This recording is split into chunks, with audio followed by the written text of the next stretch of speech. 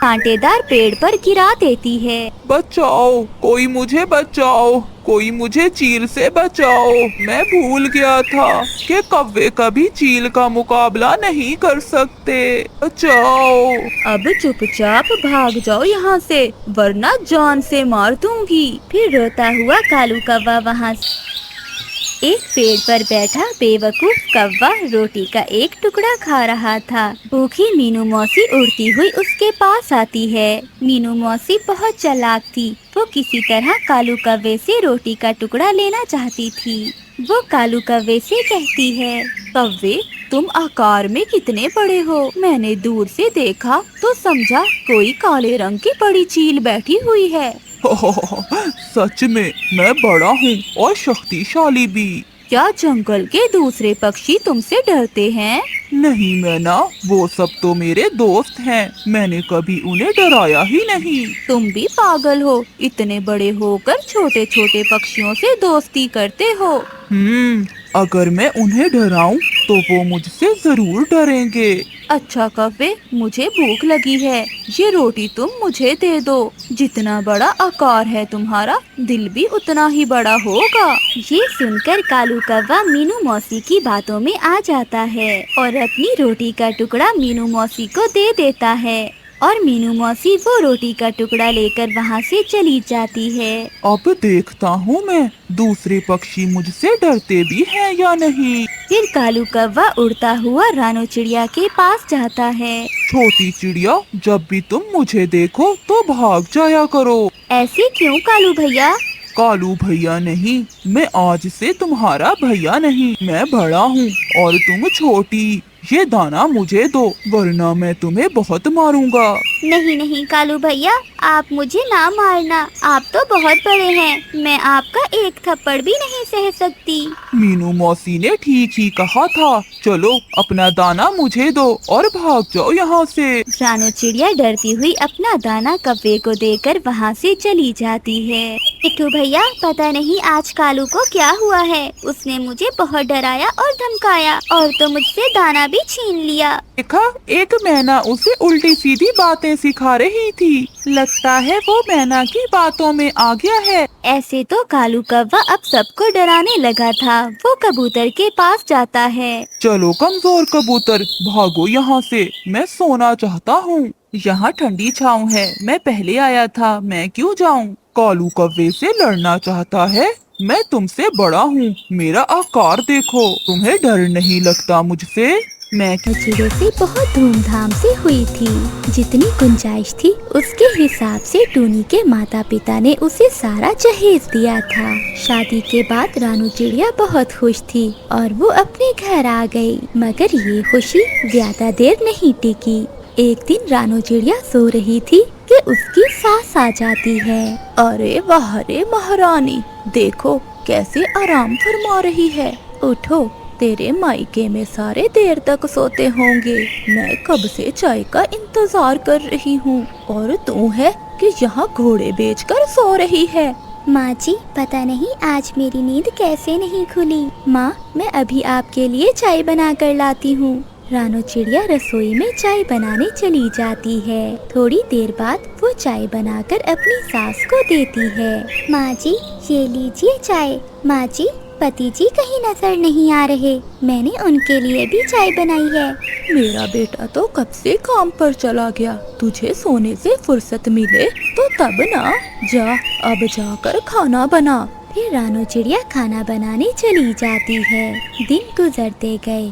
दिन गुजरने के साथ साथ रानो के पति और उसकी सास का व्यवहार रानो के साथ बहुत बुरा हो गया था। माँ, तूने तो कहा था मेरी पत्नी दहेज में कार लाएगी। मैंने तो बस इसलिए शादी की थी। हाँ बेटा, मेरी तो किस्मत ही खराब थी जो इस मनहूस चिड़िया से तेरी शादी कर दी। वो माँ बेटा बातें कर रहे थे कि तभी रानो चिड़िया वहाँ आ जाती है। माँ जी, मैं घर के सारे काम करती हूँ और आपको भी खुश रखती हूँ, मगर आप फिर भी मुझे मनहूस बोल रही हैं। तमीज से बात करो मेरी माँ से।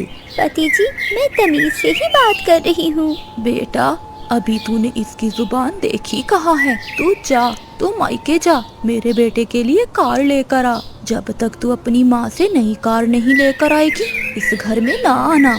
माँ जी, मेरी माँ ने सब कुछ तो दिया है, और अब ये कार, मेरी माँ कार कहाँ से लाएंगी? चुप कर जा, निकल जा यहाँ से। मेरे लिए कार लेकर आओगी तो घर में आना। रानू चिड़िया अपनी माँ के घर चली जाती है। जब रानू चिड़िया अपनी माँ के घर जाती है तो दरवाजे पर ताला लगा हुआ था। पड़ोसन गोरी कभी चिड़िया के पास आती है। गोरी बहन, मेरी माँ कहाँ है? चिड़िया, जिस दिन तुम्हारी शादी हुई थी उससे अगले दिन ही तुम्हारी माँ मर गई थी। रानू चिड़िया रोने लगती है। माँ, तू भी मुझे छोड़कर चली गई, और ससुराल वालों ने भी मुझे घर से निकाल दिया। अब मैं कहाँ जाऊंगी? ये लो रानो, अपनी माँ के घर की चाबियाँ। अगर तुम चाहो तो अपनी माँ के घर रह सकती हो। रानू चिड़िया दरवाजा खोलकर अंदर चली जाती है। वो सारी रात अपनी माँ को याद करती रहती है। ऐसे पति और ससुराल से अच्छा है कि मैं अपने माँ के घर में ही रह लूं। ना ही पति प्यार करता है और ना ही सासू माँ जीने देती है। फिर रानू चिड़िया अपनी माँ के घर ही रहने लगती है। 10 दिन गुजर जाते हैं। हाँ, 10 दिन बीत गए मगर रानू अभी तक लौट कर नहीं आई। बेटा, मैंने तो सोचा था कि वो डर जाएगी और हमारी बात मानकर कार ले आएगी, मगर वो तो वापस ही नहीं आई। एक दिन रानू की सास सीढ़ी से गिर जाती है और उसकी पसली टूट जाती है। बेटा मानो, मैं अब तेरे लिए कैसे खाना बनाऊंगी? लगता है मुझे बहू से बुरा व्यवहार करने की सजा मिली है। जाओ बेटा, बहू को घर ले आओ। माँ, न जाने वो अब मेरे साथ आए या ना। जाओ बेटा, पता करो कि बहू रानी कहाँ है। फिर रानू चिड़िया का पति जाता है। मेरी माँ मर गई। मेरी माँ मेरा दहेज का सामान बनाते बनाते मर गई ताकि मैं अपने ससुराल में खुश रहूं। मगर मेरी माँ क्या जानती थी कि मेरे ससुराल वालों को तो कार चाहिए। रानो, जो हो गया उसे भूल जाओ। अब तुम मेरे साथ चलो, तुम्हें माँ बुला रही है। नहीं पति जी, मैं यहाँ खुश हूँ, मुझे माफ कर दें, मैं आपके साथ नहीं जाऊंगी। रानू का पति घर जाकर अपनी माँ को सब बताता है। माँ, उसकी माँ मर गई है, अब वो यहाँ आने को राजी नहीं है। उसने मेरी बात नहीं मानी। हाँ बेटा, गया समय कभी लौट कर नहीं आता। सोने जैसी बहू की कदर ही नहीं की हमने, और अब सारी जिंदगी पछताना ही पड़ेगा। कुछ नहीं गोरी, बस ऐसे ही आराम कर रही थी। लूसी, तुम तो मुझे बहुत कमजोर लग रही हो, और तुम्हारा पति न जाने पक्षियों से क्या क्या कहता फिर रहा है। क्या कहता है मेरा पति पक्षियों से? लूसी, छोड़ो इन बातों को, क्या अब तुम्हारा दिल दुखाना? गोरी मेरी सहेली, बताओ तो क्या कहता है मेरा पति? अगर तुम इतना जिद कर रही हो तो बता ही देती हूँ। कल मैं आम के ऊपर वाले तने पर बैठी थी, तो नीचे वाले तने पर तुम्हारा पति कबूतर और वो मोटी चोंच वाला चुगलखोर तोता आकर बैठ गए, और वो दोनों चुगलियाँ करने लगे। तोता अपनी हरियाली की और कबूतर आपकी चुगलियाँ कर रहा था। कबूतर कह रहा था कि तुम उसके हिस्से का भोजन खा लेती हो और वो बेचारा भूखा ही रहता है, और तुम खा खा कर मोटी भैंस बनती जा रही हो, और वो तुमसे डरता भी है, और तुमने उसका जीना हराम कर रखा है। लूसी मेरी सहेली, अब मैं तुम्हें इतना ही बताऊंगी। मैं नहीं चाहती कि तुम्हारा दिल टूटे। अब मैं चलती हूँ, और मुझे अपने बच्चों के लिए भोजन भी तैयार करना है। फिर गोरी कभी खूब मिर्च मसाला लगाकर वहाँ से चली जाती है। शाम को कबूतर के घर से खूब लड़ाई झगड़े की आवाजें आती हैं। जंगल के सभी पक्षी कबूतर के घर के पास बैठे उनकी लड़ाई सुन रहे थे। तुम्हारी माँ मोटी होगी, तुम्हारी बहन मोटी होगी, तुम्हारा सारा खानदान मोटा होगा। लूसी, चुप कर जाओ, अब मेरा गुस्सा बर्दाश्त से ज्यादा होता जा रहा है। ऐसा ना हो कि मैं तुम्हें घर से निकाल दूं। हाँ, निकाल दो, और ले आओ कोई अपनी स्मार्ट महबूबा। बाहर बैठी गोरी कपी के दिल में तो लड्डू फूट रहे थे। वो कबूतर और कबूतरी की लड़ाई को बहुत एंजॉय कर रही थी। अगले दिन गोरी कपी बैठी कुछ और ही सोच रही थी। कल तो उस कबूतर और कबूतरी में लड़ाई देखकर मजा ही आ गया। आज मैं चिड़िया के पास जाती हूँ। बड़ा प्यार है उन दोनों पति पत्नी में। आज तो उनके दरमियान लड़ाई टलवा कर ही रहूंगी। फिर गौरी कवि चिड़िया के घर जाती है। चिड़िया, आज मैं तुमसे एक बात करने आई हूँ। बात तो परेशानी की है, मगर तुम्हें बर्दाश्त करना होगा। गौरी बहन, क्या हुआ? जल्दी बताएं, मेरे दिल की धड़कन तो तेज हो गई है। कल मैं अपनी माँ के जंगल गई थी। मेरी माँ ने बताया कि तुम्हारा पति रोज उस जंगल में आता है। उसका चक्कर चल रहा है किसी चिड़िया से, और तो और वो कुछ दिनों में शादी करने वाले हैं। गौरी, तुम झूठ बोल रही हो। मेरे पति ऐसे नहीं हैं। कभी कभी जो नजर आता है वैसा होता नहीं है। ऐसा कहते हुए गौरी कवि वहाँ से चली जाती है। ये गौरी कवि बहुत फसादन है। ये जरूर मेरे घर में फसाद डलवाना चाहती होगी। मुझे पहले अपने पति को आजमाना होगा, फिर ही मैं उनसे बात करूँगी। फिर रानू चिड़िया एक चिट्ठी लिखती है और उसे रखकर खुद एक कमरे में छुपकर बैठ जाती है। थोड़ी देर बाद उसका पति भी आ जाता है। रानो, रानो, कहाँ हो आप? न जाने रानो कहाँ चली गई है। अरे, ये चिट्ठी कैसी है? फिर रानू का पति वो चिट्ठी पढ़ता है। देखिए जी, मैं आपसे बहुत तंग आ गई हूँ। अब मेरा आपके साथ दम घुटता है। अब मैं मजीद आपके साथ नहीं रह सकती, इसलिए मैं आपको छोड़कर हमेशा हमेशा के लिए जा रही हूँ। चिड़िया का पति वो चिट्ठी पढ़कर मुस्कुराता है और तुरंत किसी को फोन करता है। मैं ना, अब हमारा रास्ता साफ हो गया है। मेरी पत्नी खुद ही छोड़कर चली गई है मुझे। अब हम जल्दी शादी करेंगे। अंदर बैठी रानू चिड़िया सब सुन रही थी। उसके तो पैरों तले जमीन ही निकल गई। फिर रानू का पति उस चिट्ठी के नीचे कुछ लिखता है और फिर बाहर चला जाता है। रानू चिड़िया दुखी मन के साथ बाहर आती है और वो चिट्ठी को पढ़ती है जिस पर उसके पति ने कुछ लिखा था। रानो, आपको तो ठीक से छुपना भी नहीं आता। मैंने आपको देख लिया है। रानो, मेरी जिंदगी की सभी खुशियाँ आपसे हैं। मैं आपके बिना जीने का सोच भी नहीं सकता। मैं बाहर जा रहा हूँ आपके लिए कुछ खास खाने को लेने के लिए। आप चाय बनाकर रखना, फिर हम मिलकर खाएंगे। ये पढ़कर रानू चिड़िया मुस्कुराने लगती है। वो अपने पति पर गर्व महसूस कर रही थी। गौरी कवि रात तक रानू चिड़िया के घर के बाहर कान लगाए बैठी थी, मगर आज गौरी कवि अपने मकसद में कामयाब नहीं होती। इस कहानी से हमें सीख मिलती है कि किसी की बातों में आकर अपने घर में फसाद नहीं डालना चाहिए। चिड़िया चिड़िया, मेरे पास एक जादू है। मैं अपने जादू से इस चने के दाने को डबल कर सकती हूँ। मतलब 1 से 2? अगर गौरी कवि कोई ऐसा जादू है तो मुझे भी करके दिखाओ। फिर रानू चिड़िया वो दाना पेड़ की डाल पर रख देती है। तो फिर तुम अपनी आंखें बंद करो और 5 तक गिनो। रानू चिड़िया अपनी आंखें बंद करती है और गौरी कवि चुपके से वो दाना उठाकर वहाँ से भाग जाती है। 1 2 3 4 5। अरे अरे, ये गौरी कवि कहाँ चली गई? वो भाग गई। वो मेरे चने का दाना लेकर भाग गई। रानू चिड़िया गौरी कवि का पीछा करती है। गौरी कवि भागते भागते थक जाती है और नदी के किनारे जाकर बैठ जाती है। हाँ गौरी, ये जगह ठीक है। यहाँ बैठकर दाना खाने में बहुत मजा आएगा। तभी रानू चिड़िया भी आ जाती है। दो, झूठी गौरी कवि, मुझे मेरा दाना दो। लेकिन गौरी कवि फिर से दाना उठाकर भाग जाती है। फिर रानू चिड़िया आज आसानी से गौरी कवि को दाना नहीं देने वाली थी। वो गौरी कवि का पीछा करती है। गौरी कवि जाकर अपने घर में छुप जाती है, लेकिन रानू चिड़िया भी गौरी कवि के दरवाजे पर पहुंच जाती है। ये चिड़िया की बच्ची मुझे सुकून से दाना नहीं खाने देगी। खोलो खोलो, दरवाजा खोलो, मैं छोड़ूंगी नहीं तुम्हें। मुझे मेरा दाना वापस करो। रानू चिड़िया ऐसे ही दरवाजे पर दस्तक देती रहती है, लेकिन गौरी कवि पीछे से खिड़की के रास्ते निकल जाती है। वो गई चिड़िया, वो गई गौरी कवि। रानू चिड़िया फिर से उड़ती है। गौरी कवि आगे आगे और रानू चिड़िया उसके पीछे पीछे उड़ रही थी। यूं लग रहा था कि रानू चिड़िया आज गौरी कवि से अपना दाना लेकर ही रहेगी।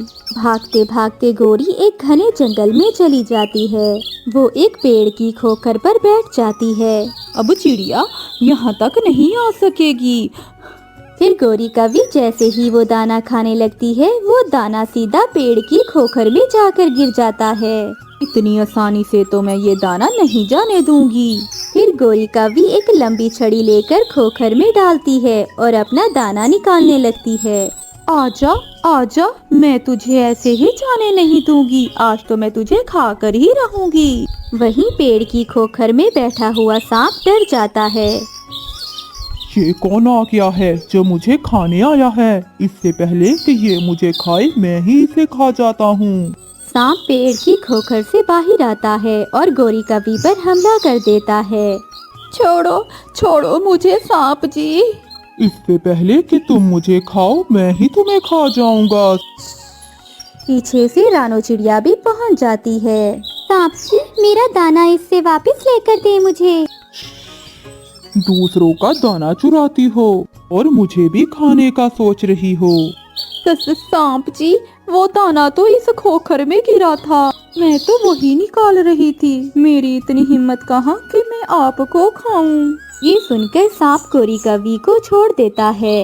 भाग जाओ यहाँ से, इससे पहले कि मुझे भूख लग जाए। गौरी कवि पीछे मुड़कर नहीं देखती और हवा की तरह गायब हो जाती है। सांप रानो चिड़िया को उसका दाना दे देता है, जिसे लेकर रानो चिड़िया खुशी खुशी अपने घर चली जाती है। गौरी कवि कभी पेड़ों से टकराती तो कभी कांटों से, मगर डर के मारे वो भागी ही जा रही थी। उठो कालू उठो, मैं 2 दिन से भूखी हूँ, जाओ और मेरे लिए कुछ खाने को लाओ। तुमसे मेरा आराम देखा नहीं जाता, जब देखो लड़ती ही रहती हो। जाओ, आज का भोजन तुम ले आओ, कल का भोजन मैं ले आऊंगा। हर रोज की तरह गौरी कवि कालू को सोता छोड़ भोजन लेने चली जाती है। गौरी बहन, क्या बात है, आप ऐसे रो क्यों रही हैं? क्या बताऊं चिड़िया बहन, मेरा पति हर समय सोता ही रहता है, ना भोजन लेने जाता है और ना ही कोई घर के काम करता है। ये कालू ना जाने कब सुधरेगा। मेरे पास एक उपाय है, अगर कालू को सीधा करना है तो। हाँ हाँ मिट्ठू बताएं, अगर ऐसे ही चलता रहा तो मैं आत्महत्या कर लूंगी और मैं ऐसे नहीं जी सकती, वो मुझे बहुत तंग करता है। गौरी, तुम कुछ दिन मेरे घर में आ जाओ और मैं कालू से जाकर कहता हूँ कि तुम्हारी पत्नी ने उससे तंग आकर आत्महत्या कर ली है। हाँ तोते भैया, मैं समझ गई, इस तरह से कालू कौवा अपने आप को जरूर बदलेगा। अगर मेरा पति सच में ऐसे सुधर जाएगा तो मैं ऐसा नाटक करूंगी कि कालू सच में यही समझेगा कि मैं मर गई हूँ। फिर गौरी कवि मिट्ठू के साथ उसके घर चली जाती है और रानो चिड़िया कालू के पास जाती है। कालू कौवा अभी तक सोया हुआ था। कालू कालू उठो, तुम अभी तक सोए हुए हो और तुम्हारी पत्नी ने आत्महत्या कर ली है। कालू कौवा तुरंत उठकर बैठ जाता है। क्या? ये तुम क्या कह रही हो चिड़िया? हाँ कालू भैया, मैं और मिट्ठू नदी पर बैठे हुए थे कि गौरी ने नदी में कूदकर अपनी जान दे दी। हमने उसे रोकना चाहा मगर वो ना रुकी। फिर मिट्ठू भी वहाँ आ जाता है। बेशरम, तुमसे तंग आकर गौरी मर गई। अगर तुम सुधर जाते तो आज वो जान से ना जाती। मुझे माफ कर दो, मेरे कारण मेरी पत्नी मर गई। मैंने बहुत दुख दिए उसे और कभी उसे कोई खुशी ना दी। अब पछताने से क्या फायदा। चलो मिट्ठू चलो, अब जब अकेला रहेगा फिर इसे पता चलेगा कि इसने गौरी पर कितना जुल्म किया है। फिर मिट्ठू और चिड़िया वहाँ से चले जाते हैं और कालू बैठा रोता रहता है। क्या कालू जी रो रहे थे जब तुमने मेरे मरने का कहा? वो बहुत रो रहा था और पछता भी रहा था। गौरी बहन, अब आप रात को जाना और आत्मा बनकर कालू से बात करना। चिड़िया और मिट्ठू, आप दोनों ने बहुत अच्छा उपाय निकाला। मुझे पूरा विश्वास है अब मेरा कालू सुधर जाएगा। फिर जंगल में रात हो जाती है। गौरी कवि अंधेरे में अपने घर की तरफ जाती है। वो खिड़की में जाकर बैठ जाती है। कालू अपने घर में बैठा अभी तक रो रहा था। गौरी, तुमने ऐसा क्यों किया? अगर तुम अब जिंदा होती तो मैं तुम्हारे लिए तरह तरह के भोजन लेकर आता, मैं सब काम करता। कालू, मैं मर गई। मैं जीना नहीं चाहती थी, तुमने मेरी जान ली है। गोरी, तुम कहाँ हो? मैं गोरी नहीं हूँ, मैं गोरी की आत्मा हूँ। अगर तुम मेरी आत्मा को शांति पहुँचाना चाहते हो तो कल सुबह से उठकर अपने लिए भोजन लेने जाया करो और मेहनत किया करो और अपने घर की मुरम्मत करो। मेरे जीते जी तो तुमने कोई काम नहीं किया, अब मेरे मरने के बाद ही खुद को ठीक कर लो। गोरी की आत्मा जी, तुम ठीक हो जाओ, किसी तरह से तुम मेरे पास वापिस आ जाओ। मैं खुद को बदलूंगा, मैं सब काम करूंगा, भोजन भी लेने जाया करूंगा। तुम खुद को बदलो। अगर तुम खुद को बदलोगे तो फिर ही मैं तुम्हारे पास वापिस आ सकती हूँ। ऐसा कहते हुए गोरी कवि वहाँ से चली जाती है। गोरी बहन, क्या कालू अभी तक रो रहा था? हाँ चिड़िया बहन, जब मैंने उसे कहा कि मैं गोरी की आत्मा हूँ तो वो मेरी विनती कर रहा था कि वापिस आ जाओ। तो फिर तुमने क्या कहा कालू से?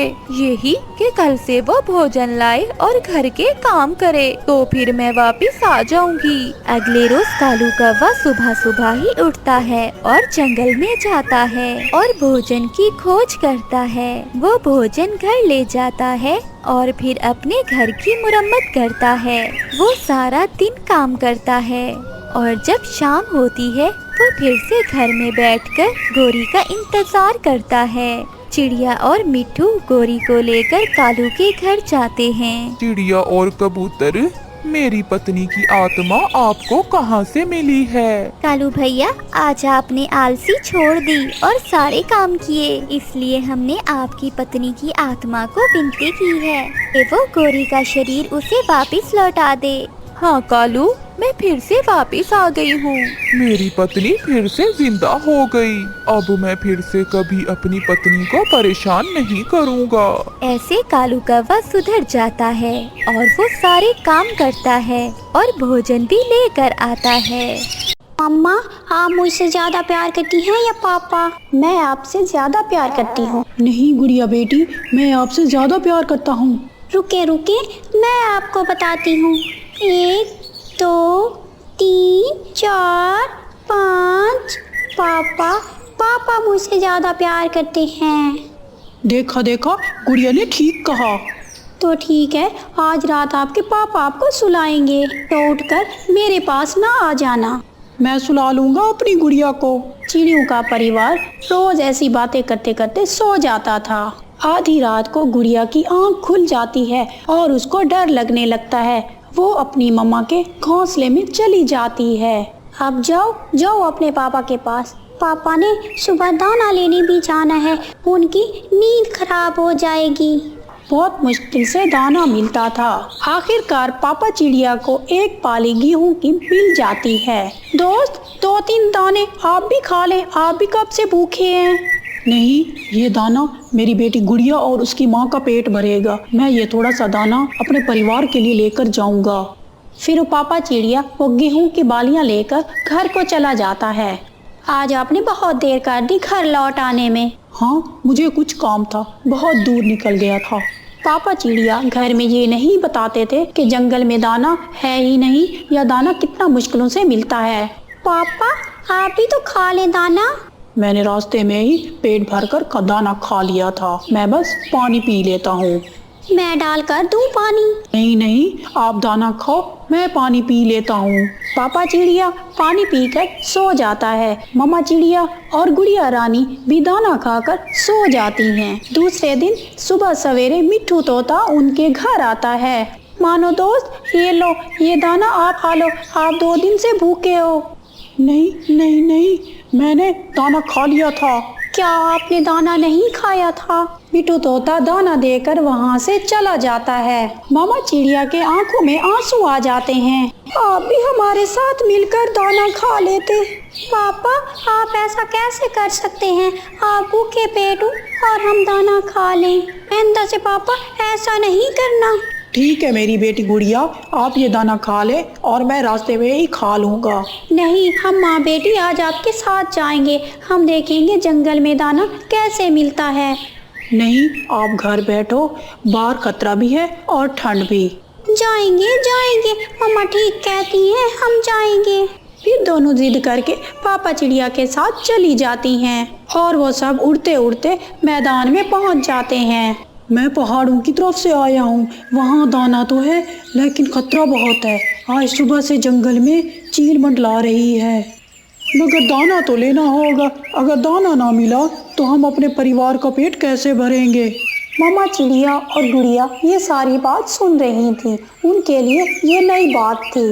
वो नहीं जानती थी कि जंगल में इतना खतरनाक हो सकता है। चले यहाँ से हम चले, ये ना हो चील यहाँ पे आ जाए। उनकी ये बात सुनकर पापा चिड़िया हंसने लग जाता है।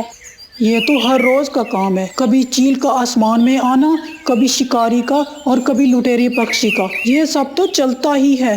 वो सब वहाँ से उड़ते हैं। पापा चिड़िया, गुड़िया और मम्मा चिड़िया को एक पेड़ पर बिठाकर चला जाता है। पापा चिड़िया दाना लेने चला जाता है। मम्मा मुझे तो बहुत डर लग रहा है। पापा हर रोज इन खतरों से कैसे निपट लेते हैं। लेकिन आपके पापा ने कभी बताया ही नहीं इन चीजों के बारे में। तभी एक बड़ी चील उड़कर उनके पीछे आकर बैठ जाती है। पापा चिड़िया जल्दी से उड़कर वहाँ आ जाते हैं। जल्दी से उड़कर मेरे पीछे आ जाओ, आपके पीछे एक बहुत बड़ी चील है। गुड़िया और मम्मा चिड़िया पापा चिड़िया के पीछे छुप जाते हैं। इनको ऐसे छुपा रहे हो जैसे तुम बड़े शक्तिशाली हो। एक पंजा मारूंगी तुम्हारी गर्दन टूट जाएगी। मेरे परिवार को छोड़, आंखों के सामने हो गया और हम कुछ भी ना कर सके। मम्मा पापा तो कहते थे दाना बहुत आसानी से मिल जाता है। वो अपना दुख कहाँ बताते थे, वो सब कुछ हमसे छुपा लेते थे। दूसरे दिन मम्मा चिड़िया अपने पति के दोस्तों के साथ दाना लेने जाती है। मानो चिड़िया, पक्षियों के जीवन में ये दिन आते जाते रहते हैं। आपको हिम्मत और हौसले के साथ काम करना होगा, फिर ही आप अपनी बेटी का पालन पोषण कर सकोगी। हाँ कवे भैया, मुझे एक नई उम्मीद और एक नए हौसले के साथ जीना होगा। अपने लिए ही ना सही तो अपनी बेटी के लिए ही जीना होगा। फिर वो दोनों वहाँ से उड़ जाते हैं। आज भी चील जंगल में मंडला रही थी, लेकिन आज मम्मा चिड़िया को चील से डर नहीं लग रहा था। लेकिन उसको हकीकत का पता चल गया था कि जैसे भी हूँ हालात, दाना तो कमाना ही होता है।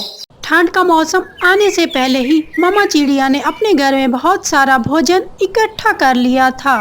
रानू चिड़िया का बेटा कुकू कभी चावल का दाना खाता, कभी मकई का दाना और फिर चावल का दाना और फिर मीठा फल खाता। कुकू भाई आप बस भी कर दो ना, अब कितना खाओगे। मम्मा ने ये सब ठंड के मौसम के लिए इकट्ठा कर रखा है। खाऊंगा खाऊंगा, तुम्हारे क्यों पेट में दर्द हो रहा है? मेरे क्यों पेट में दर्द होगा? अगर तुम ऐसा ही खाते जाओगे तो पेट में दर्द तुम्हारे ही होगा। उनकी मम्मा घर से बाहर गई हुई थी और बच्चे घर में अकेले थे। लूसी, मैं हरियाली को पूछने जा रही हूँ। मैंने सोचा आपको साथ लेती जाऊँ। हाँ चिड़िया, सुना है कल से हरियाली को बहुत तेज बुखार है, गौरी कवि ने बताया था। फिर चिड़िया और उसकी सहेली लूसी कबूतरी हरियाली तोती के घर जाती हैं। गौरी कवि भी वहाँ बैठी हुई थी। हरियाली अब आप कैसी हैं? पहले से बहुत बेहतर हूँ। 2 दिन के बुखार से शरीर में बहुत कमजोरी हो गई है। ठंड भी तो बहुत बढ़ रही है। जब तक बारिश नहीं होगी ठंड भी तो खत्म नहीं होगी। चिड़िया, अपने बच्चों को संभाल के रखना। कल बुलबुल ने मुझे बताया है कि जंगल के सारे बच्चों को बहुत ठंड लग रही है।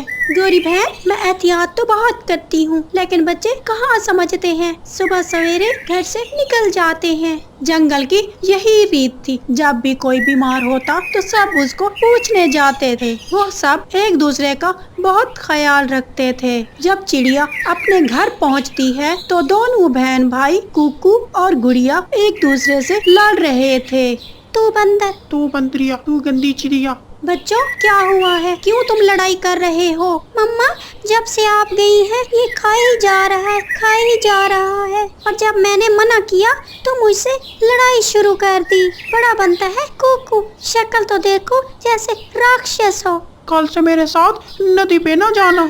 अम्मा इसको बता दो, मैं इसके साथ नहीं खेलूंगा। अच्छा बता दूंगी। अब चलो जाओ, सो जाओ, अब रात हो गई है। चलो जाओ अपने बिस्तरों में, मैं आप पर कंबल दे देती हूँ। और बच्चे अपने घोंसलों में सो जाते हैं और मम्मा चिड़िया उनके ऊपर कंबल दे देती है। गेहूं की बालियां उठाकर मम्मा चिड़िया उनसे दाना निकालने लगती हैं। खिड़की बंद थी। थोड़ी सी खिड़की खोलकर मम्मा चिड़िया बाहर देखती हैं। जंगल में खामोशी थी और बहुत तेज हवा चल रही थी।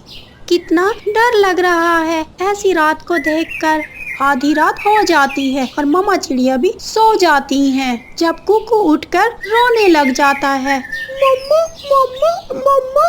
क्या हुआ है कुकू बेटा, क्यों रो रहे हो?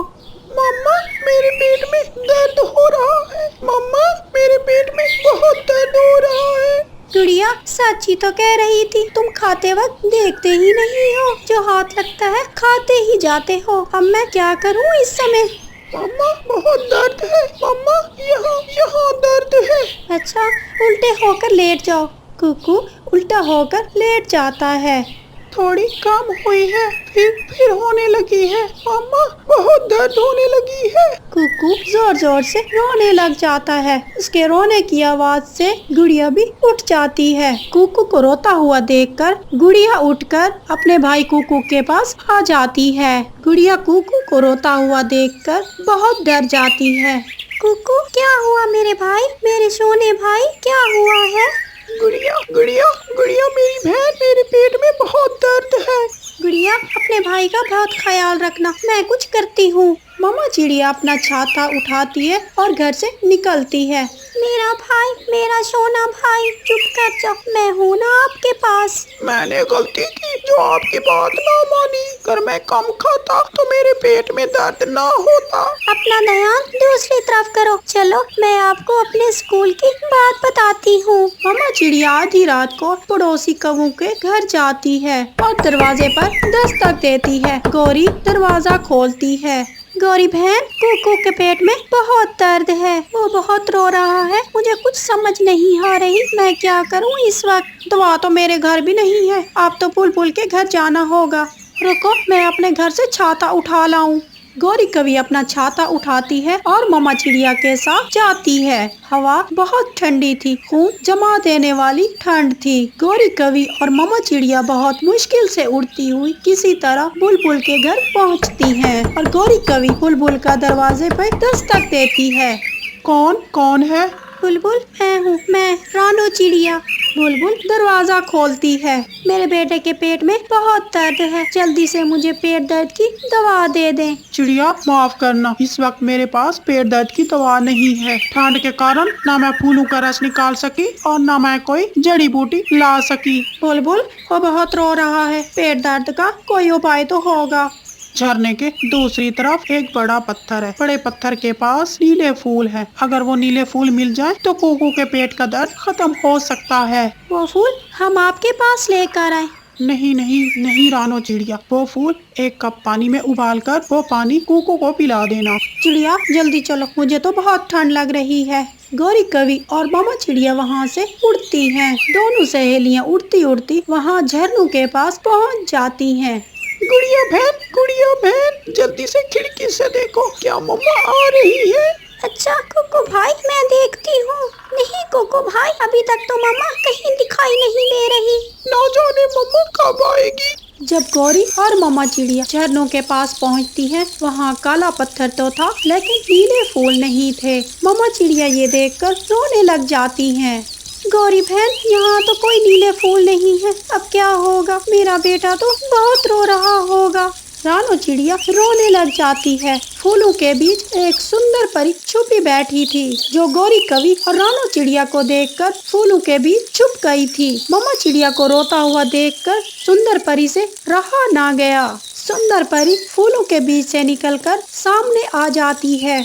मैं आपको देखकर छुप गई थी, आपको रोता हुआ देखकर मुझसे रहा ना गया। सुंदर परी, हमारे बच्चे के पेट में बहुत दर्द हो रही है। हम यहाँ पे नीले फूल लेने आई थी, लेकिन यहाँ तो कोई भी एक फूल नहीं है। वो नीले फूल तो मैं ले गई थी, मैंने अपने कमरे में नीले फूल लगाने थे। फिर सुंदर परी अपनी जादुई छड़ी हवा में लहराती है। और नीला फूल हवा से पकड़कर मामा चिड़िया को दे देती है। मैं एक फूल तो अपने घर से ले आई हूँ, क्या इससे काम चलेगा? रानो चिड़िया बहुत खुश हो जाती है। आपका बहुत बहुत शुक्रिया आपका नीला फूल देने के लिए। अगर इस फूल के पानी पिलाने से उसका दर्द खत्म ना हो तो आप उसको गरम गरम पानी में नमक डालकर पिला देना और उसका दर्द खत्म हो जाएगा। गौरी कवि और रानो चिड़िया सुंदर परी का धन्यवाद। 5 मिनट ही हुए थे, कुकू के पेट का दर्द खत्म हो जाता है। मम्मा मैं ठीक हो गया हूँ, मेरे पेट का दर्द खत्म हो गया है। अच्छा जल्दी से 2 दाने मकई के और 2 दाने चावल के खा लो। ये बात सुनकर गौरी कवि और मामा चिड़िया हंसने लगती हैं। बेटा भोजन जितना भी ज्यादा हो फिर भी अपनी भूख के मुताबिक ही खाते हैं। पता है बाहर कितनी ठंड है, अगर वो हमें सुंदर परी ना मिलती तो अब तक तुम पेट के दर्द के लिए रो ही रहे होते। आंटी मैं बहुत शर्मिंदा हूँ, आपको मेरी वजह से, आपको और मेरी मम्मा को मेरी वजह से ठंड में जाना पड़ा है। सॉरी मम्मा, सॉरी आंटी। फिर मामा चिड़िया कुकू को अपने गले से लगा लेती है। जादुई मटका। पुराने जमाने की बात है। 3 दोस्त रानो चिड़िया, मिठू तोता और कालू कौवा जा रहे थे कि रास्ते में रानो चिड़िया की नजर जमीन पर गिरी एक फाफ्ता पर पड़ती है। फिर रानो चिड़िया नीचे आती है। आप तो बहुत बीमार लग रही हो, शायद आप गर्मी के कारण बेहोश हो गई हो। मैं आपके लिए जल्दी से पानी लेकर आती हूँ। तब तक कालू भाई और मिठू भाई आप इनका ध्यान रखना। फिर रानो चिड़िया पास में ही नदी पर जाती है और एक मिट्टी के बर्तन में पानी भर के उस बूढ़ी फाफ्ता को पिलाने लगती है। बूढ़ी फाफ्ता पानी पीने के बाद रानो का धन्यवाद करते हुए कहती है, अरे बेटा आप बहुत अच्छी हो, आप चाहती तो मुझे नजरअंदाज करके चली जाती, परंतु आपने मेरी मदद की। आप जैसे पक्षी जमाने में बहुत कम हैं। अगर ना भूलिएगा, और अगर आपने अब तक हमारे चैनल को सब्सक्राइब नहीं किया तो जल्दी से कर दें। आपका बहुत बहुत धन्यवाद।